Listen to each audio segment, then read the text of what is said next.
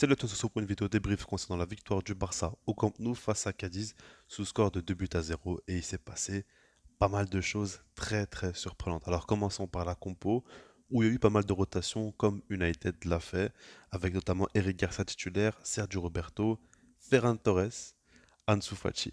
Par rapport à Sergio Roberto, il a été mis au milieu de terrain, côté gauche. On sait très bien que le côté droit, en tout cas le milieu central droit, est plus offensif que celui qui joue à gauche.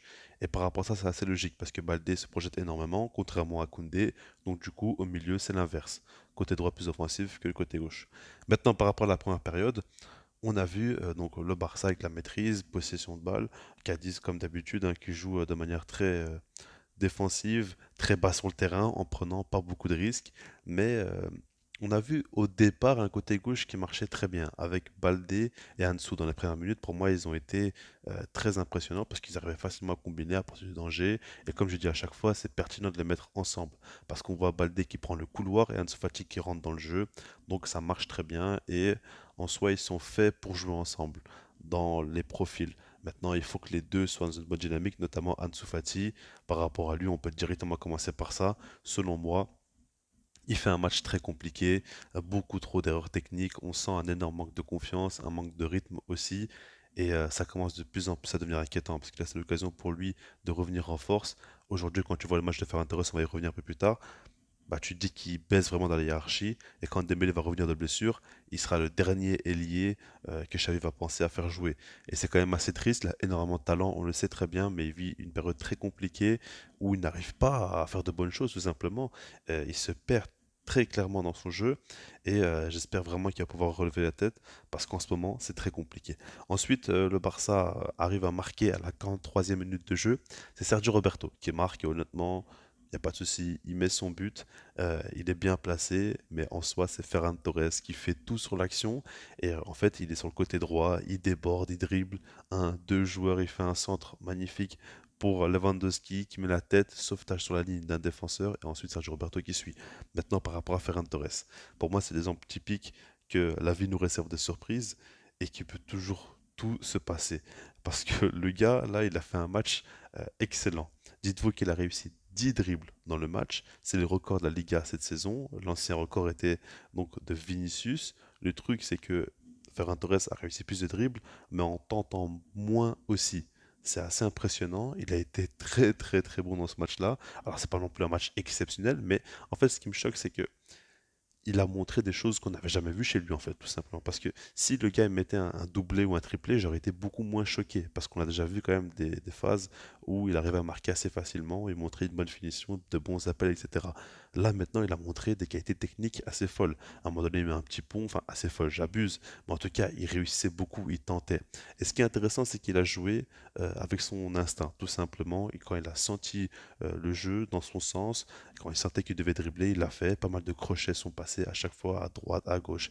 Crochet extérieur, crochet intérieur, petit pont, grand pont. Il a fait pas mal de très belles choses, débordements, etc. Et il a montré vraiment un beau visage. En fait, ce que je reprochais tout le temps à Ferran Torres, c'est qu'il ne tentait pas assez. Et je disais, un joueur comme Dembélé, par exemple, qui tente beaucoup mais qui rate, c'est pas trop grave. Mais un joueur comme Ferran Torres qui ne tente rien, et en plus de ça qui rate, c'est une catastrophe. Et ça, je ne peux pas accepter au Barça obligé au moins d'essayer quelque chose. Et souvent, il jouait beaucoup trop avec des passes en retrait, etc. Là, dans ce match-là, il a montré un très beau visage. Il aurait mérité de marquer un but selon moi. Et en fait, quand on regarde bien aussi, il a aucun but, aucune passe D dans le match.